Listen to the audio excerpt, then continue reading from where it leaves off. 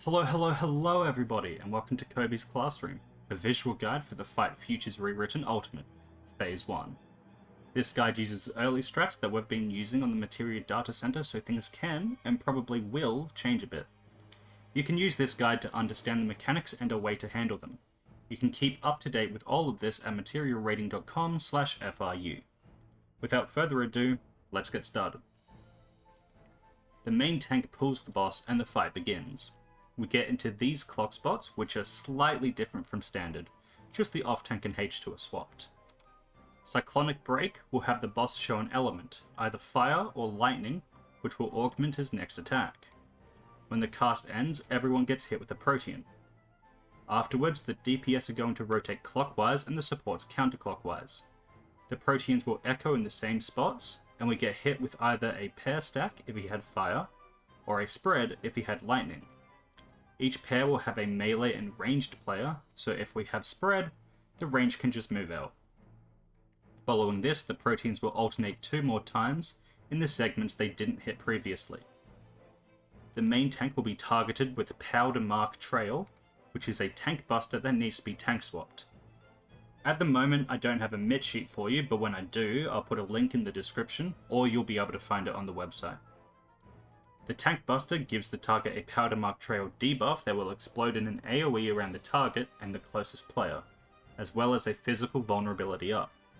If the off-tank doesn't provoke, the next auto attack will kill the main tank, detonating the debuff. Fatebreaker will show either fire or lightning again, and start casting the Utopian Sky. We send everyone out to the wall at their clock spot, and the off-tank and D4 are just swapped so the tanks are close to each other for the Powder Mark Trail. The boss disappears, and from this point on, we're in full downtime for quite a while. If you look at the ring of the arena, you'll notice some notches. The tanks can stand 1 notch closer to each other to make sure they're the closest. The debuff goes off, and they get hit with AoEs. Some Fatebreaker clones spawn at each cardinal and intercardinal. You can only see the one that's directly behind you. 3 of the clones will raise their arm into the air. If you see your clone do this, start moving towards the middle of the arena. If you see your partner moving, do the same. This will leave 2 people on the wall, showing the remaining safe spots, directly opposite each other. We send Light Party 1 to the safe spot on the red or purple waymark, and Light Party 2 to the yellow or blue waymarks. Depending on if the boss used fire or lightning earlier, we will either have to stack or spread. Here, he used lightning, so we need to spread. If you've done DSR, this is just done like Strength of the Ward. Let's zoom in to see exact spread spots. Supports are in the middle, with the tank at the front and healer at the back. The DPS are on the sides, 3.5 notches away from the little triangle marker, or half a notch outside the pattern made by the circles of the arena. The melee DPS is clockwise, the ranged DPS is counterclockwise. The clones reappear and do line AoEs, and our spreads go off. If we had fire, it's just a light party stack. I'm the only one fit to protect her.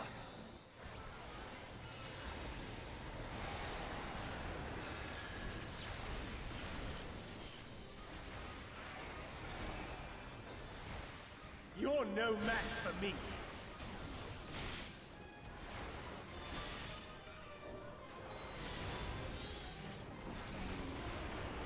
A feeble shield protects nothing.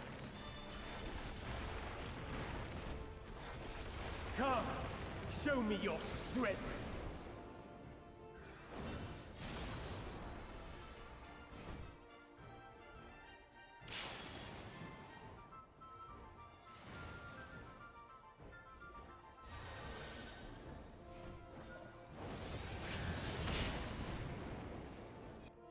Afterwards, we get another Cyclonic Break with fire or lightning. We can all come in for healing, then move for our proteans, and spread or pairs. As we're dodging, some more clones are going to spawn. The middle north one will start casting Turn of the Heavens. The element it's showing will show which circles are unsafe for later. There'll be a clone on the west with a lightning, and a clone on the north with fire. These always spawn in the same spot and go off in the same order. Once we finish dodging alternating proteans, Turn of the Heavens finishes casting, creating some fire and lightning circles. We move to avoid the West Lightning Clone's line AoE. This hits a second time, which will be bigger. 2 players will be tethered and gain a debuff, which will cause them to explode, killing everyone if they die. We line up on the side with the safe circles, sending Light Party 1 north and Light Party 2 south. If there's 2 tethers in one group, we can just have the melee or DPS adjust. Some people are doing this as roles, like support north, DPS south, or just northmost players. It doesn't really matter as long as there's 1 tether north and south and 4 people on each side. The first fire line goes off, and then we move into it to get knocked back. The circles explode, and the unsafe ones have larger AoEs. There's more time to adjust after this, and then the tethered players will be dashed to, causing a 4-man stack. If you have less than 4 people in the stack, those players will get a twice come ruin debuff, which also causes like an 80% damage down. Following this, the boss reappears and is targetable. He casts Burnished Glory, which is a raid wide with a very strong 15-second bleed.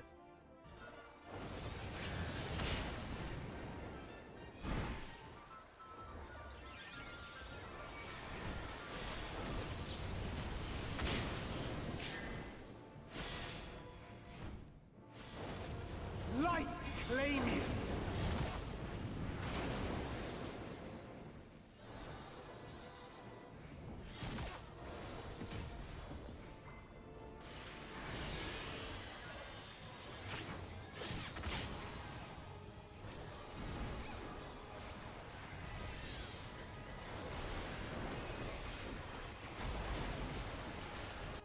Ball of Faith is next, and will be the hardest mechanic in this phase. We get into this west to east lineup, and 4 random people will be tethered in order. To handle this, we have the first and third tethered people move west, and the second and fourth tethered people move east. The clones always spawn in the same spots, and the tethers always come out in the same order. Boss, northwest clone, north clone, northeast clone. However, the element of the tethers are completely random. Here, we have 2 fire and 2 lightning, but it could be 4 fire or 3 lightning, 1 fire, for example. After this, the remaining 4 players in the lineup can fill in so that there's 4 people on each side, with the 2 westernmost players on west and the 2 easternmost players on east.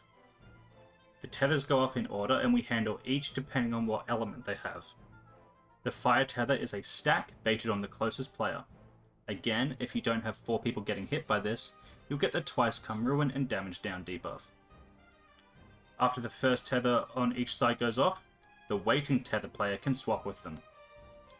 The lightning tether does 3 giant cleaves baited on the closest players. To handle this, we have the active tether in the middle, like normal, the inactive tether player behind them, to the west or east, respectively. We have the westmost and eastmost players from the lineup stand to the north of the tethered player, and the second westmost and second eastmost standing to the south of them. The tethers go off, and the mechanic resolves.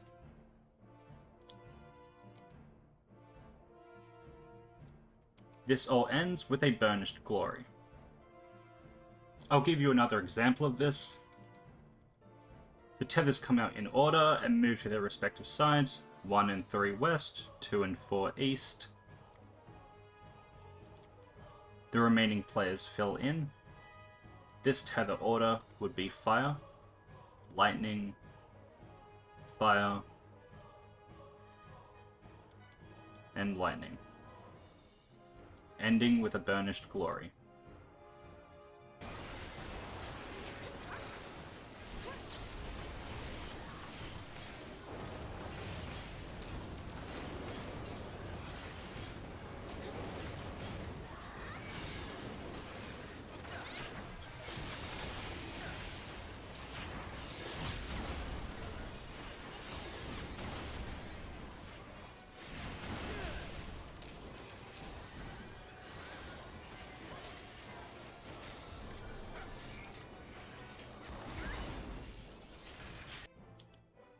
We're on to the final mechanic of the phase now, which starts with Powder Mark Trail, the tank buster from before, which you'll handle in the same way. The boss will start to cast Burnt Strike with an element. This is just the line AoE from Turn of the Heavens. 3 Mega Towers will spawn on the east or west. We have H1 fixed in the north tower, D4 in the middle, and H2 in the south tower. D1, D2, and D3 have their respective towers from north to south, but need to flex if necessary. Here the towers are 4, 1, and 1, so D2 and D3 would need to flex to the 4 tower. Basically, if your tower has 1, you have to flex to a tower that needs at least 3. The tanks are going to go to the opposite side, with main tank more to the north and off tank more to the south to handle the debuff AoE. We avoid the elemental burnt strike. If it's lightning, you can just move to your tower. If it's fire, you need to knock back into your tower. The towers and tank buster AoEs resolve, and the boss starts casting Burnished Glory, which is its enrage. Get the boss to 0% to move on to the next phase.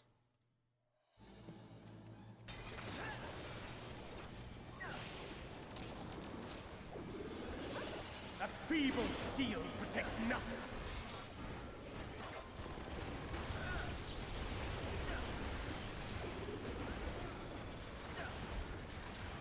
How about you?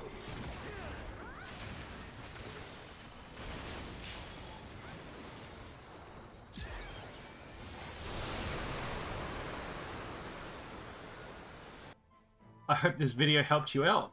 If it did, you can leave a like, comment, and subscribe. Again, this is all early strats, but should help you understand the mechanics if things change later. You can find me on Twitch or Twitter at BigKobeLive. I'm streaming the Ultimate almost every day at the moment. We're currently on Light's Ramp and Prog. I'll see you all in the next one. Peace.